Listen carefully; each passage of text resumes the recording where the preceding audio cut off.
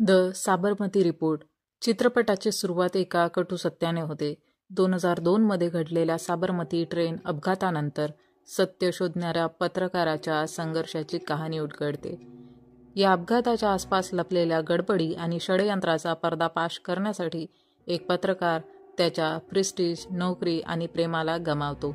हा चित्रपट तुम्हाला दाखवतो की कसे सत्य कधीकधी खूप महाग पडू शकतं आणि त्याच्या मागे असलेल्या कडव्या राजकारणाची कहाणी. चित्रपटाची सुरुवात 2007च्या काळापासून होते.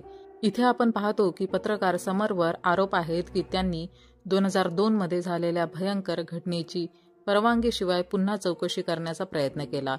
5 वर्षांपूर्वी झालेल्या या घटनेशी संबंधित पुराव्यांशी छेडछाड केली आणि साक्षीदारांना फसवण्याचा प्रयत्न केला. त्यांनी एबीटी न्यूज सारख्या मोठ्या चॅनलच्या नावाचा गैरवापर केला. त्यामुळे एबीटी न्यूजने त्यांच्यावर मालमत्तेच्या नुकसानीचा खटला दाखल केला आहे. समर म्हणतो की हे सगळे खोटे आहे, मला फसवले जात आहे. त्यांना ते सत्य बाहेर येऊ द्यायचे नाही जे गेल्या 5 वर्षांपासून समोर येण्यासाठी झगडत आहे. स्टोरी इथून 2002 मध्ये जाते. आपण पाहतो की 25 फेब्रुवारीला साबरमती एक्सप्रेस नावाची एक ट्रेन अयोध्येहून अहमदाबादकडे निघाली आहे. या ट्रेनमधील प्रवासी जे महायज्ञ आटपून आपल्या घरी परतत होते. जेव्हा ट्रेन गोध्रा स्टेशनवर पोहोचते तेव्हा अचानक ट्रेनला आग लागते. या आगीत 2 डब्यांमध्ये असलेल्या बहुतेक प्रवाशांचा होरपळून मृत्यू होतो तर अनेक जखमी होतात. यानंतर आपण हिंदी पत्रकार समरला पाहतो जो शिनी विश्वाशी संबंधित बातम्या कव्हर करतो आणि एबीटी न्यूज चॅनलमध्ये तो एक छोटा मोठा पत्रकार म्हणून काम करतो. त्याची एक प्रेयसी आहे श्लोका, जिला तो खूप प्रेम करतो. मनिका एबीटी चॅनलची मुख्य अँकर आणि रिपोर्टर आहे. ती एक हुशार, चतुर आणि तीव्र प्रश्न विचारणारी पत्रकार आहे जी तिच्या कामामध्ये पारंगत आहे आणि ती सर्वांना तिच्या तीक्ष्ण प्रश्नांनी गप्प बसवते. जेव्हा गोध्रा ट्रेन अपघाताची बातमी येते तेव्हा मनिका लगेचच घटनास्थळी पोहोचते आणि समरला तिच्या कॅमेरामॅन म्हणून तिथे जाण्याची सुवर्ण संधी मिळते. तिथे दोघे पाहतात की ट्रेनचे 2 डबे पूर्णपणे जळाले आहेत. सगळीकडे मृतदेह पडले आहेत. लोक जखमी झाले आहेत आणि वेदनेने विव्हळत आहेत. तिथे त्यांनी एक महत्त्वाची गोष्ट लक्षात घेतली. जागोजागी दगड विखुरलेले होते. विरोधी पक्षाला कळते की हा केवळ अपघात नाही तर एक पूर्वनियोजित कट कारस्थान आहे. ते ठरवतात की ही बातमी लोकांपर्यंत पोहोचू देण्याऐवजी आपण हे पसरवूया की हा फक्त एक अपघात होता. त्यामुळे सध्याचे मुख्यमंत्री यांच्यावर दोष जाईल, लोक भडकून दंगली करतील, सरकार कोसळेल आणि मग आपण सत्तेवर येऊ. त्यासाठी एबीटी न्यूजशी संपर्क साधतात. समर आणि मनिका जेव्हा घटनास्थळी असलेल्या लोकांशी बोलतात तेव्हा त्यांना समजतं की ट्रेनला आग लागण्याआधी वाद झाला होता. तसेच फक्त S6 आणि S7 हे 2च डबे जळाले होते. बाकी ट्रेनचे डबे सुरक्षित होते. दोघांना कळतं की आग नैसर्गिकरित्या लागलेली नाही तर मुद्दाम लावण्यात आली आहे. पण मनिका रिपोर्टिंग करताना जे सत्य समजले ते सांगण्याऐवजी असं म्हणते की ट्रेनमध्ये ठरलेल्या संख्येपेक्षा जास्त प्रवासी होते, तेही विना तिकीट. ट्रेन 4 तास उशिराने चालली होती आणि कदाचित इलेक्ट्रिक शॉर्ट सर्किटमुळे आग लागली.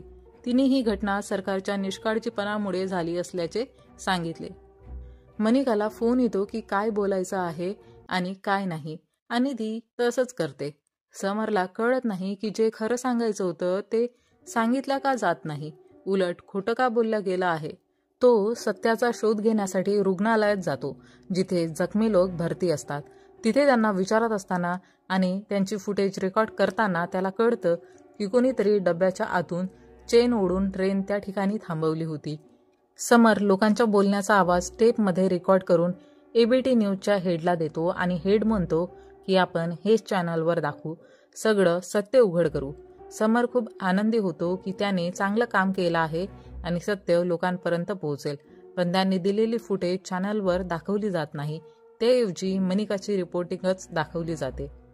समर एबीटी न्यूजच्या लोकांवर चिडतो आणि विचारतो, तुम्ही सत्य लपवायचा का प्रयत्न करत आहात? तुम्ही विकले गेलात का? ते त्याला ऑफिसमधून बाहेर काढण्याचा प्रयत्न करतात. तेव्हा मिश्रा नावाचे एक व्यक्ती असतात. त्यांच्याकडे समरने दिलेली टेप असते. समर त्यांना सांगतो ही टेप सांभाळून ठेवा आणि ती अशा व्यक्तीला द्या जो सत्य बाहेर काढू शकेल. एबीटी न्यूजवाले समरवर कॅमेरा चोरी केल्याचा आरोप ठेवून त्याला तुरुंगात पाठवतात. त्याची प्रेयशी श्लोका त्याची जामीन तर करवते, पण त्याच्याशी आपलं नातं तोडते. समरचं सगळं संपतं. नोकरी जाते, प्रेयशी सोडून जाते, तरीही पुढे जाण्याचा प्रयत्न करताना तो दुसऱ्या ठिकाणी नोकरीसाठी जातो, पण कुठेच त्याला नोकरी मिळत नाही. हे सगळं फक्त योगायोगाने होत नाही, तर कुणीतरी मुद्दाम करत असतं की त्याला नोकरी मिळू नये. समर दुःखी होतो आणि हे दुःख विसरण्यासाठी चुकीचा मार्ग निवडतो, नशा. नशेत बुडून तो दिवस रात्र पडून राहतो आणि अशा अवस्थेतच तो आपलं आयुष्य घालवू लागतो. एबीटी न्यूज चॅनल खोट्या बातम्या तयार करत गेला आणि आपल्या खिशात पैसा भरत गेला. 5 वर्षांनंतर तो देशातील टॉप न्यूज चॅनल बनला आणि मनिका एक सेलिब्रिटी न्यूज अँकर झाली. मनिका अँकरिंग करत असताना तिच्या हेडने तिला सांगितलं की गुजरात निवडणुकांबद्दल काहीही बोलायचं नाही. त्या काळात गुजरात सरकार ईबीटीशी हातमिळवणी करू इच्छित होती. ईबीटी आणि त्या पक्षाची एक मीटिंग झाली, पण ती खास झाली नाही. पक्षाच्या प्रतिनिधीने सांगितलं की तो सत्य जाणतो आणि ते लपवायचं नाही, पण लोकांसमोर सांगायचं आहे. त्यामुळे त्यांच्यात सहमती झाली नाही. साबरमती घटनेवर पुन्हा एकदा रिपोर्ट तयार होणार असल्यामुळे ईबीटीच्या लोकांना काळजी वाटू लागली की सत्य बाहेर आलं तर त्यांच्या खोट्या रिपोर्टिंगचा पर्दाफाश होईल आणि चॅनलची बदनामी होईल. त्यांनी ठरवलं की नवीन रिपोर्ट तयार करून दोष मुख्यमंत्रीऐवजी राज्य सरकारवर टाकायचा. मनिका कोणतीही रिस्क घेऊ शकत नव्हती, कारण सगळा भार तिच्यावरच होता. म्हणून तिने अमृता नावाच्या एका इंटर्नची निवड केली आणि सांगितलं की साबरमती घटनेवर पूर्ण रिसर्च करून आण की त्या घटनेत मरण पावलेल्यांच्या कुटुंबियांसाठी किंवा वाचलेल्यांसाठी काय काय केलं गेलं. मनिका तिच्यासाठी आदर्श होती, त्यामुळे अमृताने तात्काळ कामाला सुरुवात केली. ती दिवसरात्र एक करून शोध घेत होती. साबरमती ट्रेन घटनेशी संबंधित जे काही होतं ते अमृताने अभ्यासलं. अधिक माहिती मिळवण्यासाठी तिने मिश्राजींकडे मदतीची विनंती केली. मिश्राजींना अमृता एक सत्यासाठी लढणारी महिला वाटली, त्यामुळे त्यांनी तिला समरच्या जुन्या फुटेजेस दिल्या. अमृताने त्या फुटेजेस पाहिल्या आणि ती थक्क झाली. तिने आजवर जे वाचलं होतं त्यावरून ती घटना एक अपघात होती असं तिला वाटत होतं, पण फुटेजेस पाहून समजलं की ते एक पूर्वनियोजित कटकारस्थान होतं. अमृता मनिकाशी बोलायला जाणार होती, पण मिश्राजींनी तिला थांबवलं. त्यांनी सांगितलं की त्या फुटेजेस समरच्या आहेत, जो एकेकाळी प्रामाणिक पत्रकार होता. इथे आपण पाहतो की समर आता पूर्ण वेळ व्यसनी बनला आहे. त्याला पैसे मिळवण्यासाठी व्हॉइस डबिंगचं काम करावं लागतं. अमृताला सत्य जाणून घेण्याची तीव्र इच्छा असते, त्यामुळे ती समरला भेटून म्हणते, तू माझ्यासोबत गोधरा चल. मला पाहायचं आहे की तुझं म्हणणं खरं आहे की रिपोर्ट्समध्ये लिहिलेलं खरं आहे. समरने जेव्हा सत्य लोकांपर्यंत पोहोचवण्याचा प्रयत्न केला तेव्हा तो त्याचं सगळं गमावून बसला. त्यामुळे तो म्हणतो, मला 40,000 रुपये दे तरच मी येईल. अमृता ही गोष्ट मान्य करते. दोघंजण गोधरा पोहोचतात आणि सर्वात आधी त्या बोगींकडे जातात ज्यांना आग लागली होती. बोगी पोलीस संरक्षणाखाली होत्या, पण समरने पोलिसांना थोडा पैसा देऊन तिकडे प्रवेश मिळवला. रेल्वेच्या अहवालानुसार आग लागण्याची 2 मुख्य कारणे सांगितली गेली होती. 1. ट्रेनमध्ये कोणी स्टोव्ह लावून स्वयंपाक करत होतं. 2. सिगरेटच्या जळत्या बटमुळे आग लागली. समर यावर प्रश्न उभे करतो. तो म्हणतो, त्या दिवशी बोगी प्रवाशांनी गच्च भरलेली होती. अशा परिस्थितीत स्टोव्ह कसा चालवला जाऊ शकतो, आणि समजा स्टोव्ह चालवला तरी त्यात जास्तीत जास्त 2 लिटर पेट्रोल असतं. इतक्याने 2 बोगी पूर्णपणे जळून खाक होणं शक्य नाही. सिगरेटच्या बटमुळं आग लागण्याचं काही कारण नाही, कारण अशा गर्दीत जर कोणी सिगरेट पेटवली तर इतर लोक लगेचच तिला विझवायला सांगतील. समर यावर विचार करतो की बोगीत 4 दरवाजे होते, मग सगळे आतच कसे अडकून राहिले? कोणी बाहेर पडण्याचा प्रयत्न का केला नाही? याचं उत्तर असं आहे की दरवाजे बाहेरून बंद करण्यात आले असतील. यानंतर दोघंजण स्टेशनवर जाऊन चौकशी करतात. तिथे त्यांना कळतं की ट्रेन 4 तास उशिराने सकाळी 8:30 वाजता पोहोचली होती. एकदा चेन पुलिंग झाली, त्यानंतर अचानक भांडण सुरू झालं.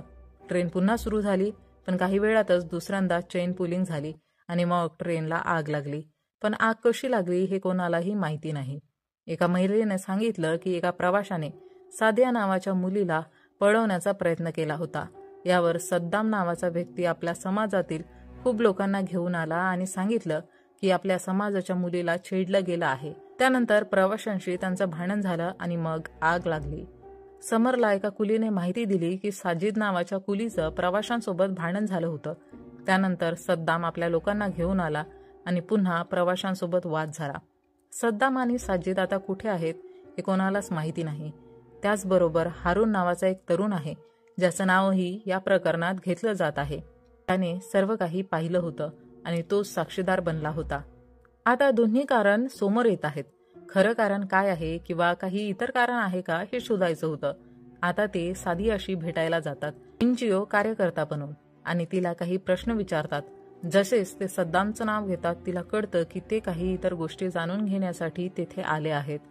त्यामुळे तिथले लोक त्यांना मारण्याचा धोका निर्माण करतात. ते दोघं आपला जीव वाचून कसंही तिकडून पडून जातात. दोघांना इतकं तरी कळलं असतं की सादियाची गोष्ट खरी नाही. त्यानंतर ते मरुषा नावाच्या वकिलाशी भेटायला जातात, जी एक सोशल वर्कर आहे आणि गोध्रा कांडातील बहुतेक पीडितांचे केस तीच लढत आहे. तिथून त्यांना अरुणचे ठिकाण कळते, जो पोलिसांच्या निगराणीत होता.